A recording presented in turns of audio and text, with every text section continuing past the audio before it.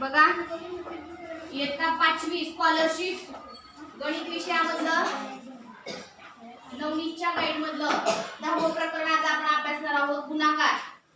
तर पहिली ते 4थी पर्यंत तुम्ही गुणाकार शिकलाय। 1 अंकीला 1 अंकीने गुणणे, 2 अंकीला 1 अंकीने गुणणे, 3 अंकीला 2 अंकीने गुणणे, कधी कधी आपण 4 अंकीला 3 अंकीने गुणणे असा सुद्धा गुणाकार करून बघितलेला आहे। मग इथं मगाशी सांगितल्याप्रमाणे आता गुणाकार करत बसणे हा एवढाच उद्देश नाही, तर ते गुणाकार टेक्निक न करणे, नवीन नवीन आयडिया वापरून गुणाकार करणे आणि कमी वेळेमध्ये जास्त पटकन उत्तर शोधता येणे, हे टेक्निक आपल्याला स्कॉलरशिप मध्ये आता उपयोगी पडणार आहे। तर गुणाकाराचे महत्त्वाचे 2 नियम आहेत। तर कुठले 2 नियम आहेत बघा। कोणत्याही संख्येला, तुम्हाला तो माहिती आहे नियम, कोणत्याही संख्येला शून्याने गुणले असता किती उत्तर येते रे?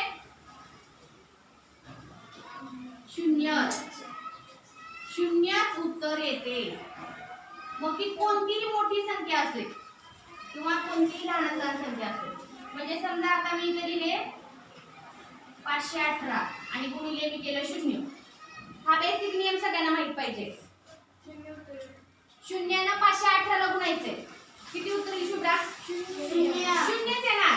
0 0 0 कोणतीही संख्या असू देत, लहान असू देत किंवा मोठी असू देत, जर गुणिले 0 आलं तर तिथं उत्तर काय येणार आहे?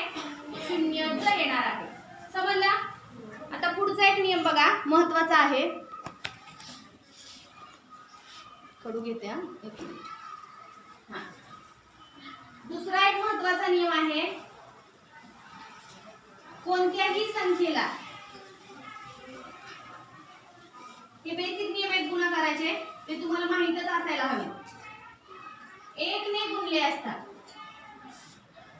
1 ने गुणले असता उत्तर किती येणार आहे?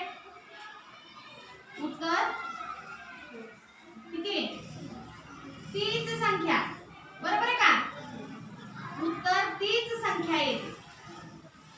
समर्थ लक्ष नाही बाळा तुझं काय चाललंय? तुझे हाताची घडी घालत बघू, पण समोर बघा।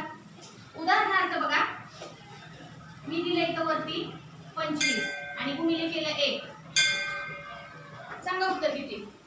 25 एके 25। म्हणजे हा गुणाकाराचा बेसिक नियम आहे की कोणत्याही संख्येला 1 ने गुणले असता उत्तर तीच संख्या येते। उदाहरणार्थ आता दुसरं बघूया आपण, वाचा आता त्याचं उत्तर काय? 825 गुणिले 1 किती उत्तर येईल? 825 च येणार। तुम्ही लहान संख्या घ्या अगर तुम्ही मोठी संख्या घ्या, कोणत्याही संख्येला 1 न गुणला असता उत्तर तीच संख्या येते। हे महत्त्वाचे गुणाकाराचे नियम आहेत। आता हे उदाहरण मला समजावून द्यायचं होतं की एका रांगेत 215 काढा। स्वाध्यायामधलं गुणाकारातलं पहिलं पान नंबर 178 वरचं पहिलं काढा। एका रांगेत 215, याप्रमाणे 132 रांगांमध्ये किती रोपे लावता येतील? एका रांगेत किती आहे? 215, तर 132 रांगांमध्ये किती? म्हणजे ह्यांचा काय करावं लागेल? पण ह्याचं टेक्निक वापरायचं। आता ह्यांना इतक्या खालच्या 3 संख्येला वरच्या 3 संख्येला गुणायचं म्हणलं तर आपल्याला कमीत कमी 10 मिनिटं तरी वेळ लागेल। मग काय करायचं बाळांनो? ह्या 215 ची फोड करायची। काय बघा सगळे, 215 ची फोड कशी करायची? 200 अधिक 15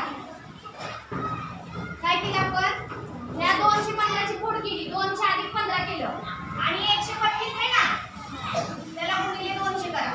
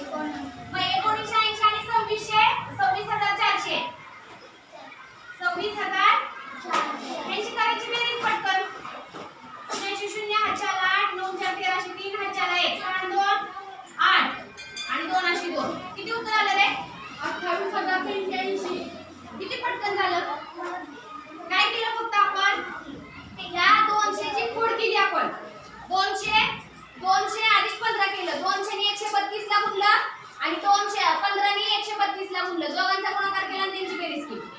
मग याचा पर्याय क्रमांक आहे 2. या प्रश्नाच्या उत्तराचे 4 पर्याय दिले, त्याच्यातला पर्याय क्रमांक 2 बरोबर आहे, म्हणून आपण 2 ला गोल केलं. समजलं?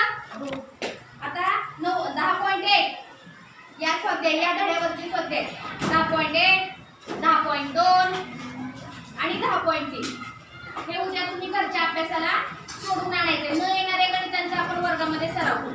ठीक आहे? चला.